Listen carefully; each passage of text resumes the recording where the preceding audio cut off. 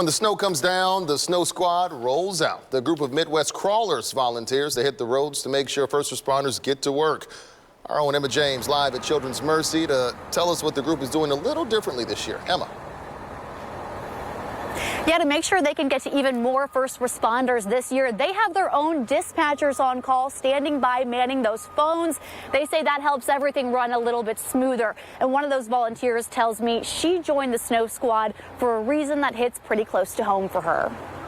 I actually had a stroke and got to the hospital in time, and the staff there was amazing. Wendy Norton won't ever forget the hospital staff that saved her life. When she learned about Midwest Krawlers Snow Squad, she jumped at the chance to pay it forward. What better way to give back than to help the people who saved me get to where they needed to be to help somebody else? She's one of more than 50 volunteers who hit the roads when others can't.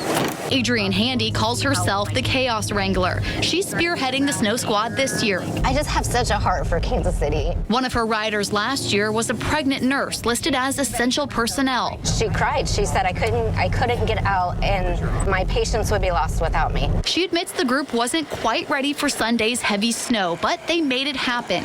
They got nearly 40 first responders to work. We want to make sure that we're helping those people get to where they need to be to help the community. Last year, the group helped more than 200 people. This year, they're challenging themselves to do even better. For the first time, they have a group of dispatchers to man the phones.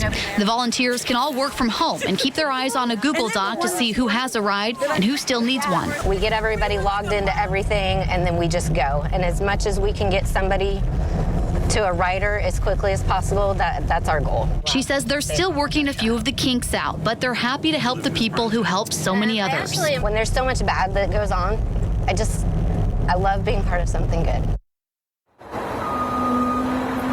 The group is also hoping to change its process a little bit for this year of how people request rides. They say that's because last year they had a bit of an issue with people requesting rides who weren't first responders. So they're hoping to implement an online form process that'll help vet those rides a little better. Reporting live in Kansas City, Emma James, 41 Action News. All right, Emma, and if you aren't a first responder but you need a ride when the weather gets messy, you can also check out the Inclement Weather of Kansas City group.